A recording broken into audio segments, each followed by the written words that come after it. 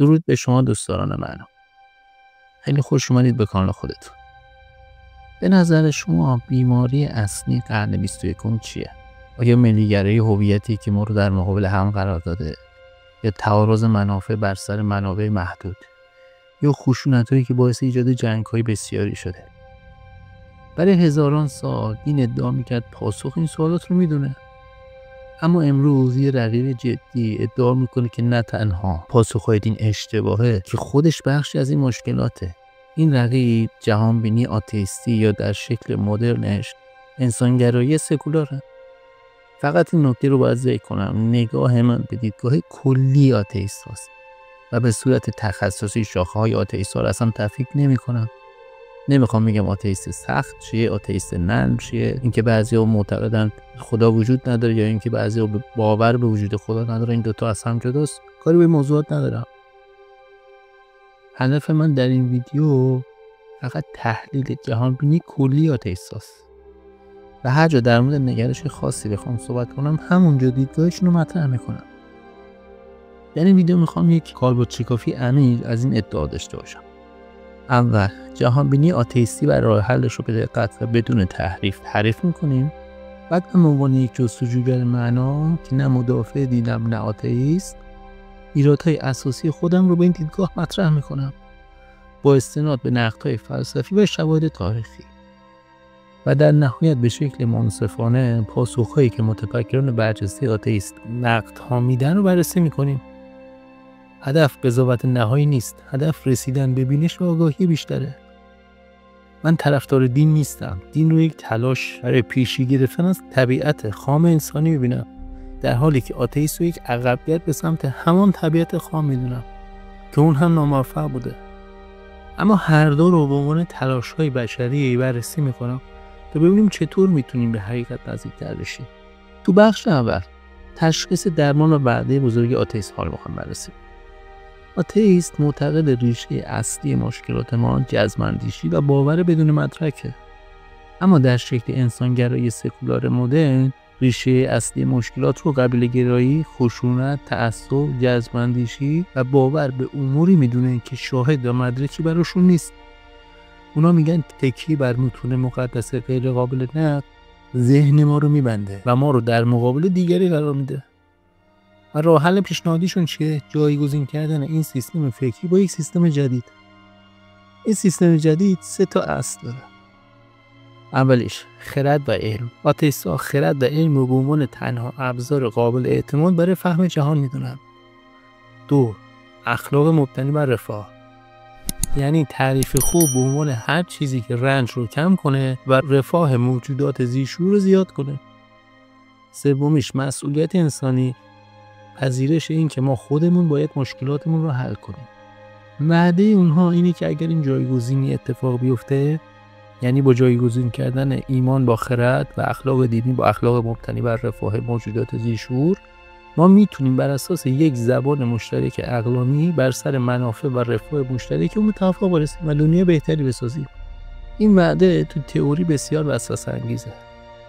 مثلا متفکری مثل ریچارد داوکینز در کتاب توهم خدا میگه اخلاق میتونه از تکامل طبیعی مثل ژن‌های همدلی سرچشمه بگیره بدون نیاز به خدا یا نیروی ماورایی. اما آیا واقعا کار میکنه؟ تو بخش دوم اینجا نقطه‌ایه که من به عنوان تحلیلگر عمیقاً این جهانبینی رو نقد میکنم. من مدافع دین نیستم. دین با تمام مشکلاتش مثل جنگ‌های مذهبی اروپا در قرن 16 یا جنگ‌های جهادی تو قرن 21 حداقل سعی کرده یک قدم از طبیعت خام انسانی جلوتر بره و یک مرجع اخلاقی فراتر از منافع فردی بسازه، هرچند که ناموفق بوده. در مقابل آتئیسم با بازگشت به طبیعتگرایی یک عقبگرد ناموفق داشته. این راه حل با تمام ظاهر قشنگش در دنیای واقعی شکست خورده و ذاتاً داره تناقضه. بیاید با هم بیشتر بررسیش کنیم. مشکل اصلی تعارض منافع بر سر تعریف رفاهه، نه صرفاً دین یا خدا. آتئیسم ادعا میکنه با حذف خدا دنیا جای بهتری میشه، اما در عمل بزرگترین مشکل دنیای ما تعریف رفاهه. آتئیسم فرض میکنه که رفاه همگانی یک هدف مشخص که روشنه، اما در دنیای واقعی رفاه ملت من با رفاه ملت تو در تعارضه. مثلا در کشورهای سکولار پیشرفته مثل کانادا یا نروژ که کمک‌های بشردوستانه زیادی میکنن، مثلا نروژ نزدیک به 1% GDP شده صرف کمک‌های بشردوستانه میکنه، آیا حاکمانشون واقعا تلاش میکنن رفاهی که برای مردم خودشون فراهم کردن رو برای کشورهای دیگه‌ای در آفریقا فراهم کنند؟ یا این کمک‌ها تا جایی ادامه داره که منافع ملی خودشون به خطر نیفته؟ تاریخ نشون داده که وقتی تعارض منافع جدی بشه، به خاطر اولویت منافع ملی حتی ساختارهای سکولار مثل اتحادیه اروپا فرو می‌باشن. یادمون نره خروج انگلیس از اتحادیه اروپا به دلیل تعارض منافع ملی. پس مشکل علی تعارض منافع انسانی است و آتئیسم هیچ راه حل واقعی برای ارائه نداده. در حالی که دین حداقل سعی کرده یک مرجع اخلاقی فراتر بسازه، آتئیسم اخلاق رو بدون چنین رفرنس قوی رها کرده که منجر به خوانش‌های متفاوت گزینشی میشه. مثلا رهبرانی که در دولت‌های سکولار ادعای اخلاق انسانی میکنن اما در عمل مذهبی رفتار میکنن و جهانبینی رو به دلخواه تفسیر میکنن. این ضعف بزرگ جهانبینی سکولاره. فیلسوفان مثل جان گری بهش اشاره کردن. انسانگرایی سکولار ممکنه به خاطر فقدان عمق متافیزیکی به نیهیلیسم منجر بشه. نکته دوم، انسانگرایی در عمل به ملیگرایی تبدیل شده. به همین دلیله که در عمل اخلاق سکولار در سطح کلان شکست خورده. بعد از قرن 20 بسیاری از جنگ‌ها توسط دولت‌های سکولار شروع شده، نه مذهبی. وقتی یک رهبر سکولار بودجه نظامی کشورش رو از بودجه آموزشیش بیشتر میکنه یا دیوارهای مرزی میسازه، اون داره به شکل عقلانی رفاه و بقای ملت خودش رو بر رفاه کل انسان ترجیح میده. پس اون ایده زیبای انسانگرای جهانی در عمل تبدیل به ملیگرایی شده که تفاوت زیاد با قبیله‌گرای دینی نداره. و این نشون میده ادعای آتئیستا برای ساختن دنیا بهتر و حذف خدا عملی نشده. با این حال باید اذعان کنم که سازمان‌های سکولار زیادی هستن که در کمک‌های بشردوستانه فعالن و هیچ تبلیغی هم برای خودشون نمی‌کنن. نکته بعدی، تناقض بسیار جدی طبیعت‌گراییه. این عمیق‌ترین نقد فلسفی من به آتئیستاست که به مشکل ایز اوت دیوید هیوم اشاره داره که چطور از واقعیت‌های طبیعی یا اون چیزهایی که هست به ارزش‌های اخلاقی یا اون چیزهایی که باید برسیم. آتئیست‌ها خودشون طبیعت‌گرا میدونن، بسیار خوب، اما طبیعت عرصه بقا و قدرته، نه اخلاق. چطور میشه از واقعیت بی اخلاق طبیعت یعنی هست یک ارزش اخلاقی یعنی باید مثل کاهش رنج رو استخراج کرد؟ آیا این یک گولچین کردن غیر صادقانه نیست؟ اگر ما میتونیم طبیعت رو اصلاح کنیم و بر غرایز غلبه کنیم، چرا دین که یک پدیده انسانی یا فرهنگی رو نمیتونیم اصلاح کنیم؟ حسب کامل دین خدا در عمل به ساختن یک باغ وحش امن برای گروه‌های قدرتمند منجر شده، نه یک اخلاق جهانی واقعی. تصور کنید ما در یک باغ وحش با برنامه‌ریزی غذایی و درمانی رنج و خشونت موجود در طبیعت رو برای حیوانات کاهش میدیم. اما به نظرتون حیوانات در باغ وحش مطابق با قوانین اصلاح شده طبیعت زندگی بهتری دارند؟ فیلسوفانی مثل کانت همین هشدار دادن که بدون یک پایه متافیزیکی آتئیسم ممکنه به خلأ هدفمندی منجر بشه. حالا بیایید این نقدها رو در مواجهه با ایده‌های مشخصی سم هریس و ریچارد داوکینز قرار بدیم. سم هریس و چشم‌انداز اخلاقی. سم هریس در کتاب معروف چشم‌انداز اخلاقی یا The Moral Landscape میگه علم میتونه قله‌های رفاه و دره‌های رنج رو شناسایی کنه و اخلاق رو بر پایه رفاه موجودات ذی‌شعور تعریف کنه. این یک ایده زیباست، اما در دنیای واقعی که پر از تعارض منافع است، این چشم‌انداز اخلاقی رفاه چه کسی رو و چطور پیاده سازی میکنه؟ چیزی که در عمل میبینیم اینه که هر کشور قدرتمند سکولار قله رفاه رو برای خودش تعریف میکنه، حتی اگر این کار به قیمت ساختن یک دره رنج برای کشوری دیگه باشه. پس علم و خرد هریس در عمل ابزاری شده برای بهینه‌سازی منافع ملی، نه رفاه جهانی. این همون مشکل باغ وحشه. ما با علم و خرد یک باغ وحش امن و مرفه برای ملت خودمون میسازیم و اسمش رو میذاریم اخلاق. منتقدانی مثل جان هونگان میگن نوروساینس هنوز نمیتونه مسائل اخلاقی رو حل کنه و تعریف رفاه مبهمه. یکی از لیست‌های ایرانی که من نقد بسیاری بهش دادم در یوتیوب، آرمین نوابیه. با وجود اینکه هم داره آگاهیه هم مطالعات خوبی داشته، در کانال خودش کتاب اخلاق سم هریس رو به عنوان یک رفرنس خوب برای اخلاق معرفی کرده. اما خودش در عمل از کشورهای ابرقدرت به بهانه امنیت ملی دفاع میکنه و میگه کارشون درسته. و خب این تعارض خیلی بزرگه. این ایرادی نداره که من از یک کشور به هر علتی دفاع کنم یا اصلا جزو کشور مورد علاقه باشه.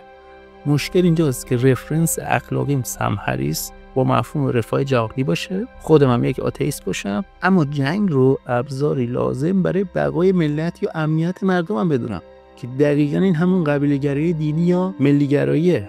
خب این در تضاد با ساختار اخلاقی سم هریس. ریچارد داوکینز و اصلاح طبیعت.